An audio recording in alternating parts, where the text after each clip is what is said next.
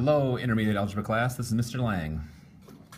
I am at an AP conference today for my AP Statistics class that I teach. And so today you're going to take notes via this video.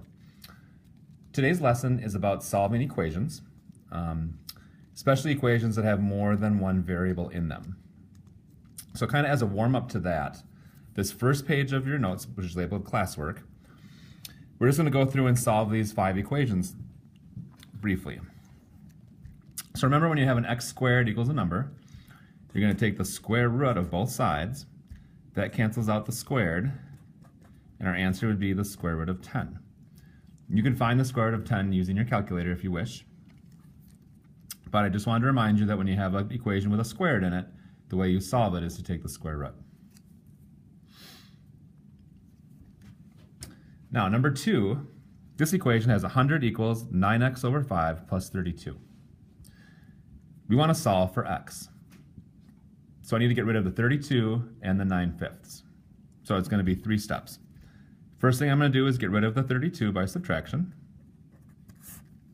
So that gives me 68 equals 9x over 5.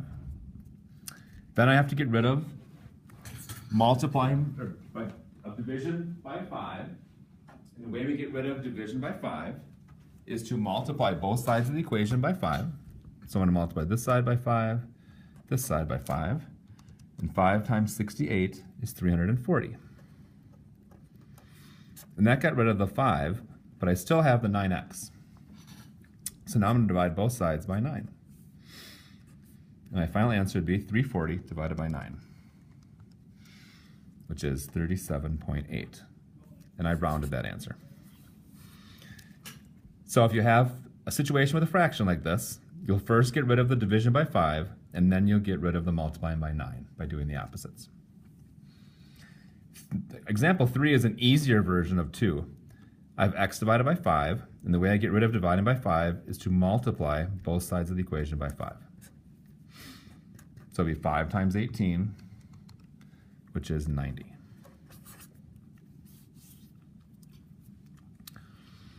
Now, on this problem, notice I have the x squared is in the bottom of this fraction.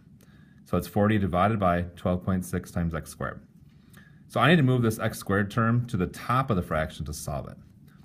So I'm going to multiply both sides of this equation by 12.6 x squared. So I'm going to multiply 25 by 12.6 x squared.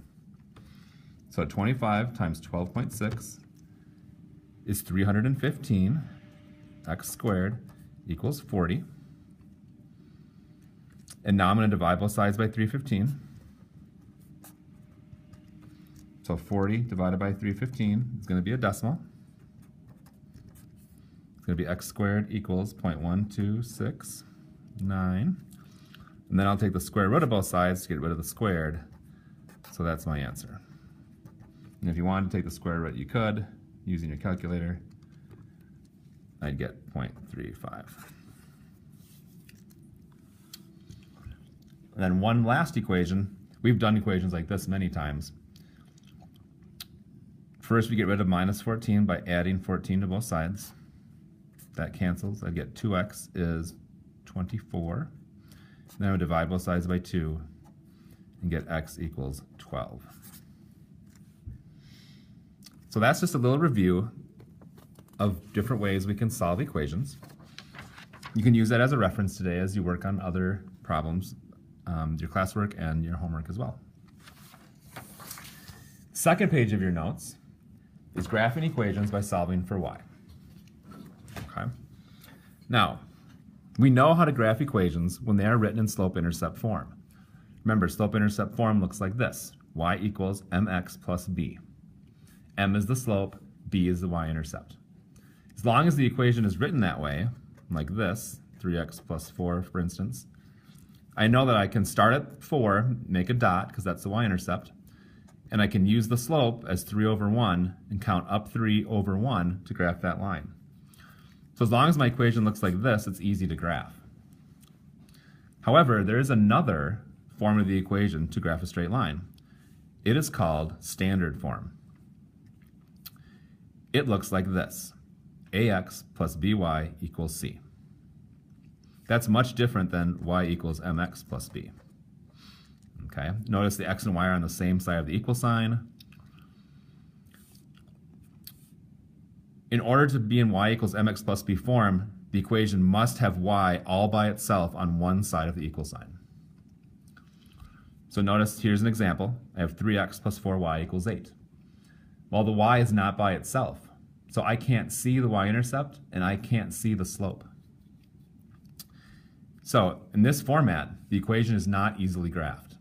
However, we can change it into y equals mx plus b form by solving this equation for y.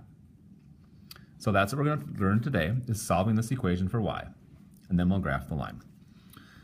So I'd like to solve this equation for y, so I need to get rid of the 3x and the 4. So here's what you do. Pay attention. First, I'm going to get rid of the 3x. Since the 3x is positive, I'm going to subtract 3x from both sides. And I know some of you guys draw the line down the equal sign. That's not a bad idea. So I subtracted 3x. This side cancels. Over here, x and negative 3x are not like terms, so I can't combine them. So all I can do is write them down. And I'm going to write them down in this order. So the x term first, and then the number by itself last. So negative 3x plus 8. The 4y just comes down. And now to solve it for y, I just got to get rid of this multiplying by 4. And the easy way to do that is to divide by 4. But here's the trick. You have to divide everything on this side by 4. So the negative 3x gets divided by 4, and the 8 gets divided by 4. Everything must be divided by 4.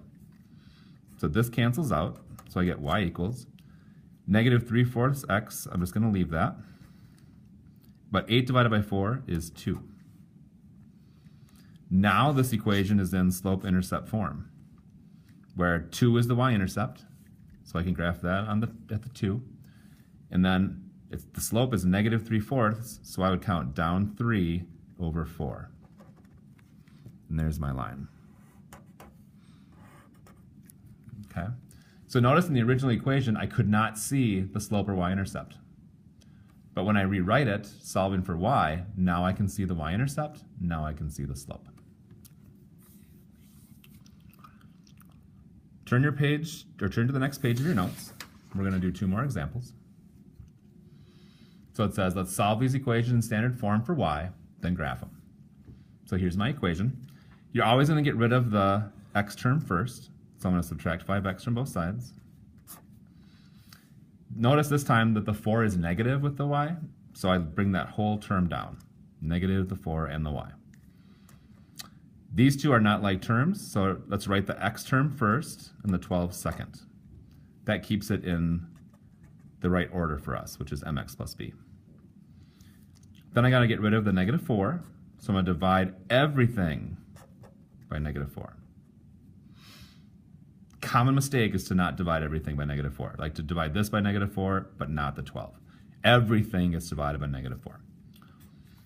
So my equation ends up to be, now, negative 5 and negative 4, a negative divided by a negative is positive. So this would become 5/4 x, and 12 divided by negative 4 is negative 3. Now this equation is in an easy format to graph, because I graph negative 3, that's the y-intercept, and I go up 5 over 4. Connect my 2 points. There's my line. So the goal today is to turn this format into this format. And the technique is called solving for y. One more example. Again, I'm going to get rid of the x term first. Now this time the x term is negative, so I'm going to add 2x to both sides. This side cancels. I bring down the 3y, and it's positive, so I leave it positive. These are not like terms, so I just write the 2x first and the 6 second. Because remember, usually the x term comes first in slope-intercept form. Now I got to get rid of the 3, so I divide everything by 3. That 3 cancels, I get y equals 2/3, I just leave that, and 6 divided by 3 is 2. So now I'm going to start at 2, the y-intercept, and go up 2 over 3.